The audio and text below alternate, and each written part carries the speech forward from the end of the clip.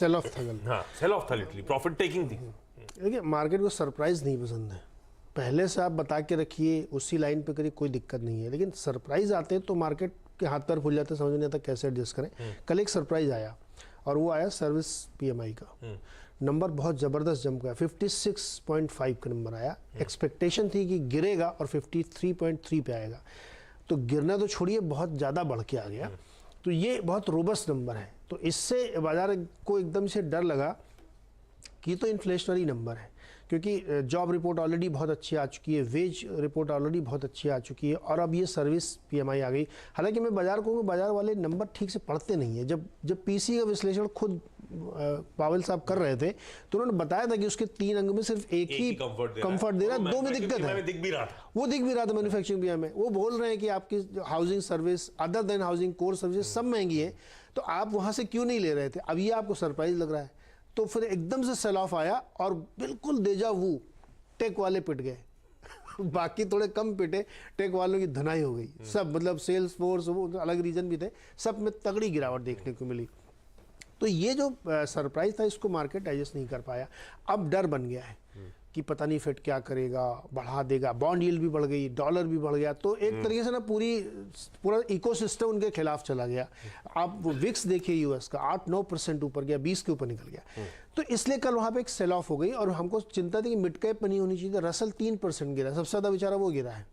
फिर इसके अलावा जो छुटपुट खबरें आई कि टेस्ला में प्रोडक्शन कट हो सकता है संघाई में, तो वो 7% गिर गया। सेल्स फोर्स अपने एक्सक्यूटिव निकाल रहे थे, वो 7-8% गिर गया।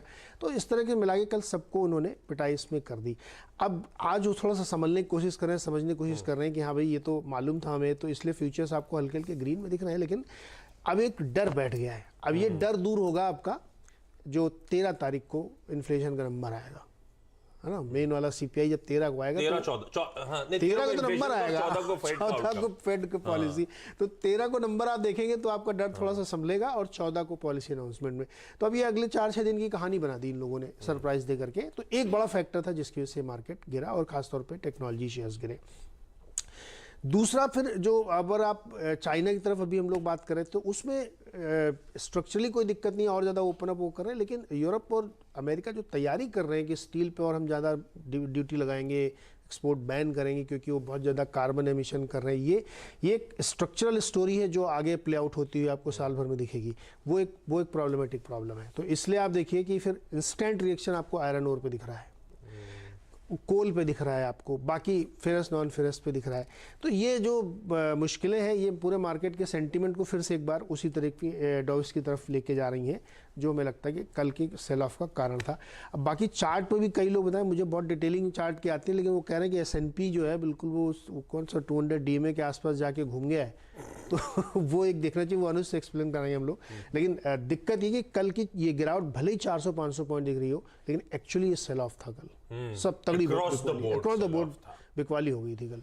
तो मुझे लगता है कि ये इंटरनेशनल क्यूज है जो आपको ध्यान में रखना पड़ेगा, 2-3 दिन लगेंगे इसको सेटल होने में। तब और आपकी सेकंड प्लेट लेकर आइए, तो ये जो एकदम से सब मूड माहौल बदला ना, वो सब जगह विजिबल था। Dollar index inch up